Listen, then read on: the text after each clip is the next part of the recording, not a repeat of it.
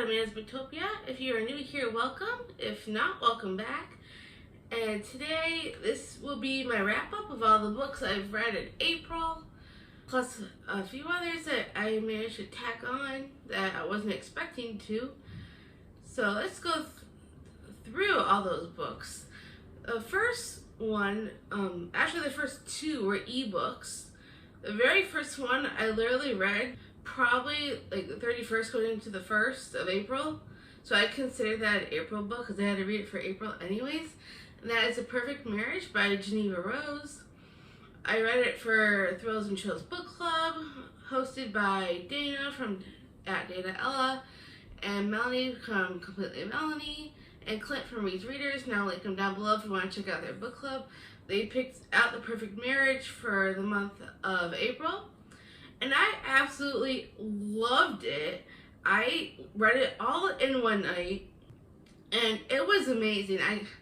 I stayed up quite a while, like probably until like 2 in the morning, just to finish the book because it was that good. And as soon as I got to like the end, I wanted to scream.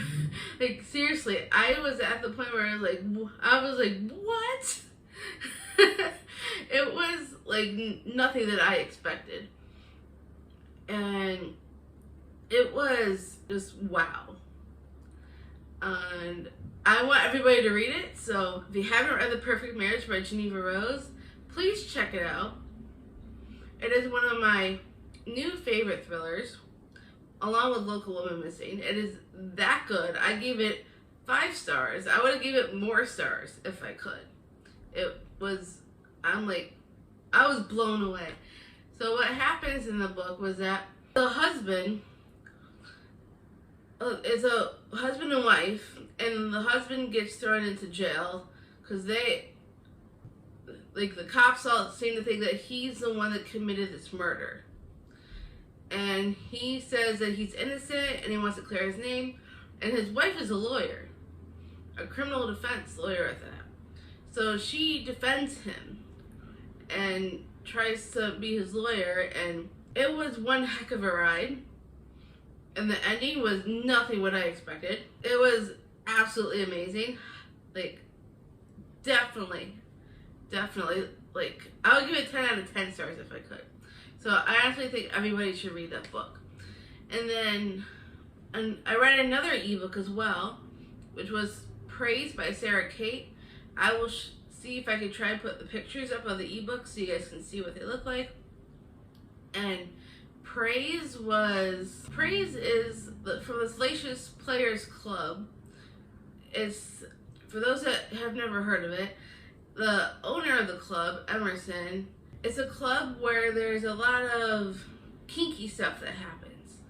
And so he owns the club, and then he ends up getting sent, well, the girl Charlie goes to him thinking she's going to get her refund check. She's going to get a refund from the house that she just left from her. So what happens is she and her ex-boyfriend were living together, and then they end up moving out, and she wants to get her money back on the security deposit. So she goes to this house to find out he's the father of her ex-boyfriend that she just broke up with. And then there's a whole lot of stuff that goes on between her and the father. And the father is the one that runs the kinky club.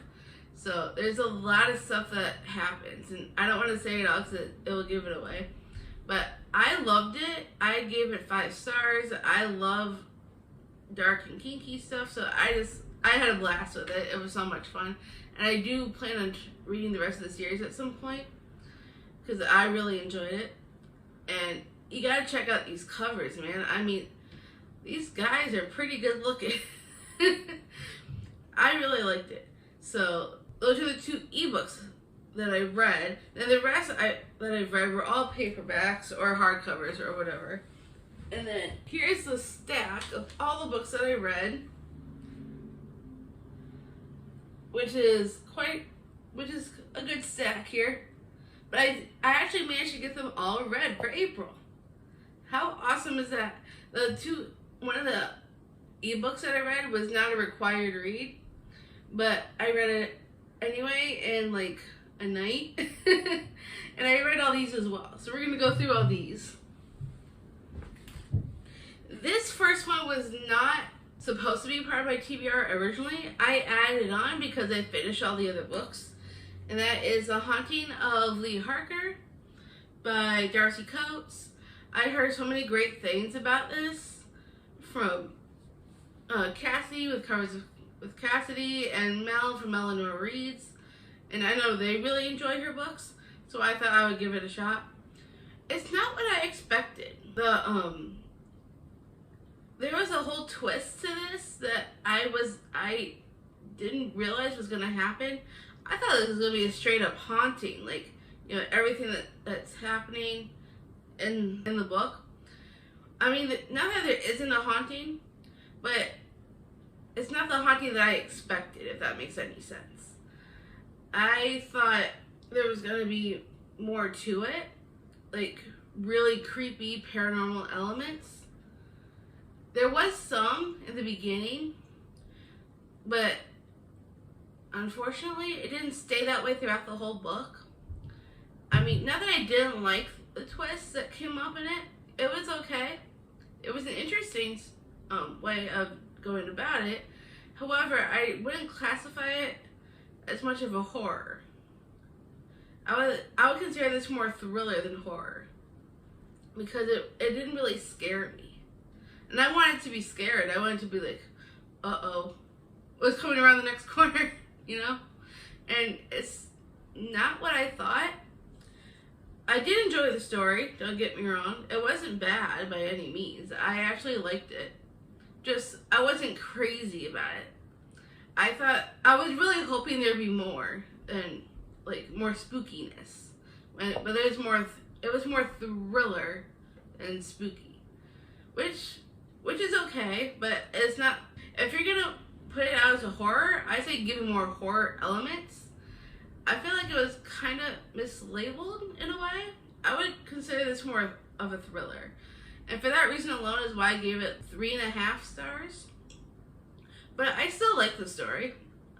I don't know if I'll read it again. So, we'll see. I don't know what I'm gonna do with it yet. But for right now, I'm gonna hold on to it, and we'll see what I do with this later on, because I have no clue right now. The next one that I read is The Fine Print by Lauren Asher. As everybody knows, I am not in my romance era right now. However, this might have changed my mind a little bit. I mean, I actually liked it. For those that don't know, this is from the Dreamland Billionaire series, where Dreamland is kind of modeled a little bit after Disney. And it takes place in Florida, like in the Orlando area. And that's the main reason why I liked it, because it reminded me of Disney. I ended up giving it 4 stars. It was a romance with Sara and Rowan. However, my favorite character was the main character's sister, Ani. I think that's like, yeah, A-N-I, Ani. That sounds about right. She has Down syndrome. So she was my favorite character in the whole thing. I really thought she was very wise and for her age, and I really enjoyed her banter with Rowan, because he ends up kind of being her mentor, sort of. But the romance was mostly centered around Rowan and Sara. And I didn't mind the romance so much. I know there are people out there that just didn't think much of it and thought there was too many tropes in this book, and it didn't stick to one, and it wasn't fleshed out well enough. However, I wasn't thinking that way. I just went in with no expectations, and I actually liked it enough that my fiance even bought me the next 2 in the series. So I am actually looking forward to reading the rest of the series. I want to see how it all turns out with the other brothers, because it's the billionaire brothers that each get their own book. So I'm looking forward to seeing what happens with them. This one was a pretty decent read. surprisingly. So it was a definite 4 stars for me. And then the next one that I read was The Lost Apothecary by Sara Cate. This is a debut book by this author. I got it from the Book of the Month Club. It was actually my very first book that I got from Book of the Month back in November, I think it was. And I actually really like historical fantasy, especially fantasy, but historical I also really enjoy as well. So combining the two I thought was really cool. And this one is about this girl named Caroline who ends up dealing with her husband's infidelity, and then she finds this vial. She went on on this trip to London. It was supposed to be their anniversary trip, but with him and his infidelity, she ended up going alone. And then while she's in London, she finds this vial, and so there's this whole backstory to this vial. So we go back to like the 18th century of London, where we find out more about the vial and the apothecary, where it came from, and all that good stuff. And I liked how they intertwined the two time periods, because they're going back from the 18th century London to the present day with Caroline, and I really enjoyed how they all intertwined and how the mystery unraveled, which I thought was really enjoyable. I liked it a lot. I just wish there was more. The way it ended it was a decent ending, but I wish it was more. I wish there was just at least an epilogue to see what happened afterwards, because I felt like it was a little bit open-ended. But I really enjoyed it. I gave a solid 4 stars, so I would definitely read more from this author for sure. And then the next one I read was the buddy read that we did with Completely Melanie, and I'm one of her coffee patrons, and I got the book by the month of April, and I chose this book, so we all read it together, and that is Going Dark by Melissa Dela Cruz. I absolutely loved this book, so much so that I gave it 5 stars. I read this all in one day, literally one day, and there wasn't really that many. It wasn't really that big of a book. I think there was like, let me look, how many pages?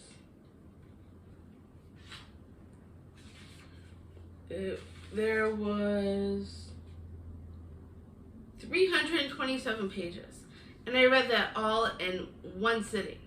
I did not want to put this down. What the heck is going on? I'm like, I need to know what's going to happen next. So I flat out just flew through this thing. Absolutely flew, just like I did with The Perfect Marriage. But it was an awesome ride, and I would love to see this as a movie, because I think it would be a really awesome movie.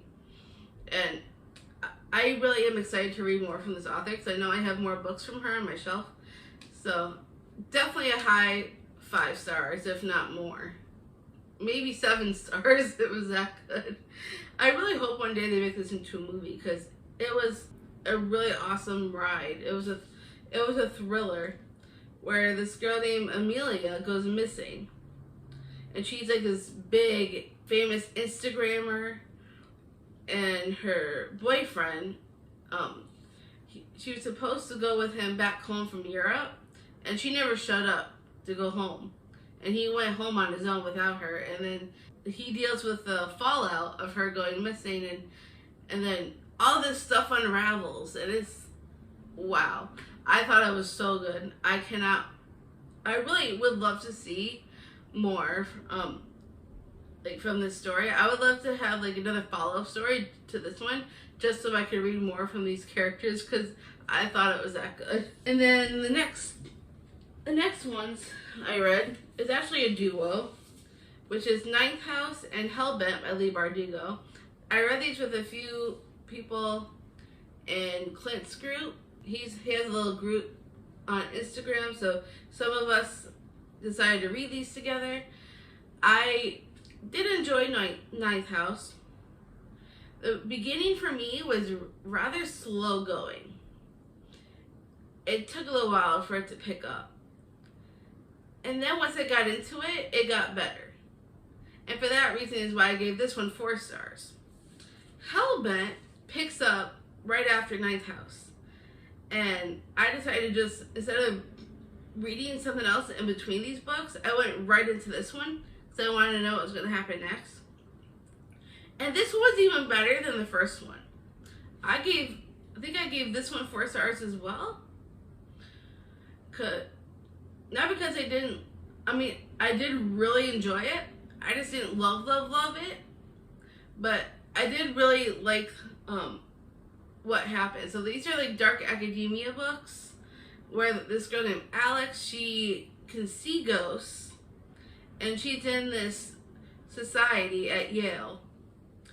And so she has to deal with different things with the society, and then she tries to help her friend Darlington come back when he gets stuck somewhere. And she has to deal with the fallout and all these people are trying to cover stuff up in the society.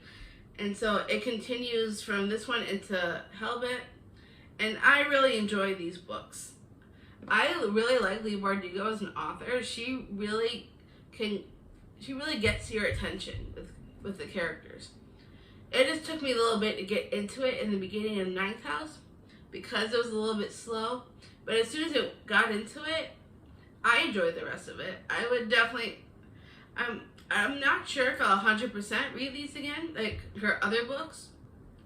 But I got time to figure that out, so we'll go from there. And then the next one was also another Leigh Bardugo book, which was Crooked Kingdom. And I read this one, but I started it actually, I think back in December, I think it was. And I read a little bit, and then I never finished it because I ended up having to read other books, and I never went back to it. However, for the month of April, Completely Melanie has these TBR knockout prompts. So one of the prompts for April was to read a book with an animal on the cover, and this one has a crow on it. So I decided to go back into it and finish it. And I'm really glad I did because I really, really enjoyed this one. I think I gave this one 4 stars. I think I gave Six of Crows 5.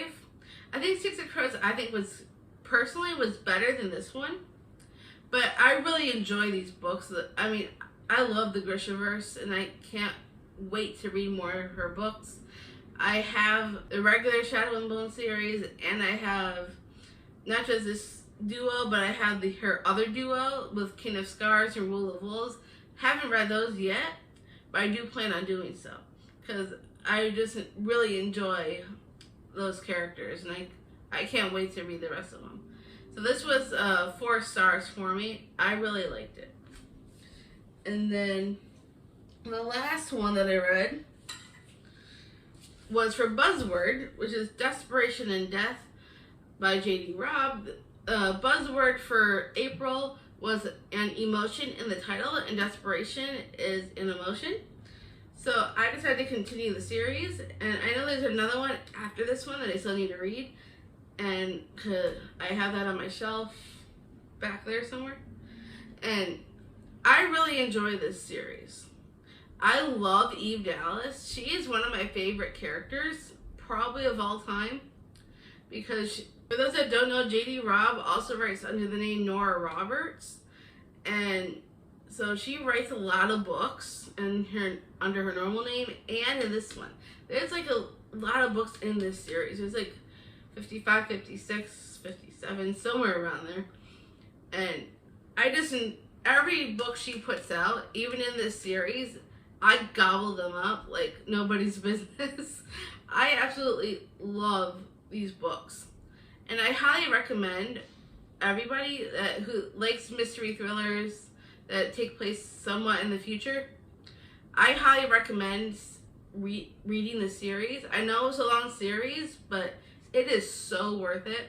The first book is called Naked in Death, and it takes off from there. So much happens with her in her life and solving all these crimes, and Eve Dallas is just amazing. Like, if I could live in this world, I totally would. It is really that good. And so, and this one, she solves another case of when this 13-year, she just turned 13. Unfortunately, she passes away in the beginning, and so she tries to solve her murder and bring the killer to justice. And I don't want to give it all away, but I highly recommend checking out this series. So definitely read this book, without a doubt. And that is everything I read for April. I am working on trying to read The Priory of the Orange Tree, which is going to be in a separate video, because I'm never going to finish it before the end of the month anyways. So I'm going to take you on a little journey on that one in a separate video. But hopefully we'll get through that book a little bit at a time. And that was everything I have read for the month of April, and I should be putting out my May TBR hopefully very soon. You'll get to see a special spin-off of my TBR of something that I think will be a little bit of a special treat for you guys, for those that haven't seen my TBR videos before. Normally I do Don't Break the TBR based off the Don't Break the Ice game, but I am currently revamping that. And so until I finish doing so, I am doing a couple of other things until I finish. So I have a special surprise for you all in my May TBR video, so stay tuned. And thank you all for joining me and watching my April wrap-up. If you've read any of these books, feel free to comment down below and tell me your thoughts and everything. And if you like this video, please give me a big thumbs up. If you want to see more videos like this and other bookish content, please click that subscribe button down below. And I can't wait to see you all in my next video.